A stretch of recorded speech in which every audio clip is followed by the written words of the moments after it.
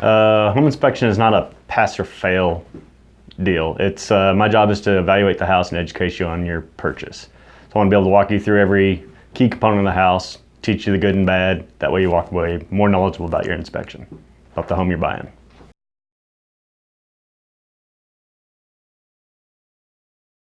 Can I do two things? Sure. So, like I said, the key components, as a home inspector, I need to get to the electric panel, the furnace, the water heater, and get up in the attic. Lots of times there's personal items in the way of those things. So if the seller could make sure everything was clear, that way the home inspector could do his job.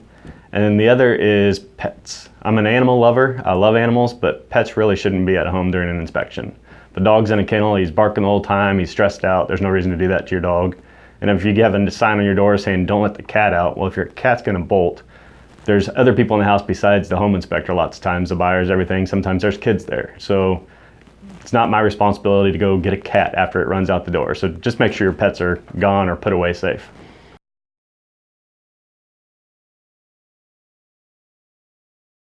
The biggest thing would probably be getting the gutter water and surface water away from the house, away from the foundation. The clay soils in Columbia really play havoc with foundations, so lots of times I'll find water in basements, and if a simple extension on a downspout would fix that. So if everybody would do that, the homes would be in a lot better shape.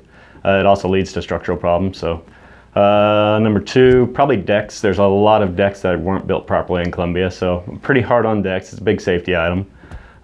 Three, probably water problems. I mean, I'm going back to foundation stuff, but siding or flashing details. Letting little water problems into a house can lead to a big problem, mold, stuff like that, deterioration of structural members. So those are probably the top three things.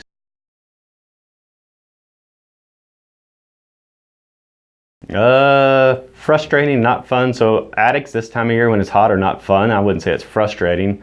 So the most frustrating thing probably be something like, if I point out something that's incorrect and I show the installation from the manufacturer's guidelines and I show that it's supposed to be done, and then a contractor would call and argue and saying, well, I've been doing it this way for 40 years. There's just really no way to argue with someone that says that. It's like, well, you've been doing it wrong for 40 years. Here's documentation. So I don't like arguing over facts. It's just not fun. So that'd be the most frustrating thing.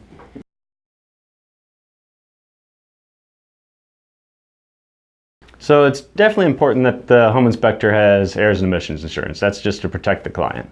But you definitely want references. So relying on your realtor, if you're doing a for sale by owner, ask friends, family members, someone you work with, coworker. It's definitely you want someone that is happy with their home inspector.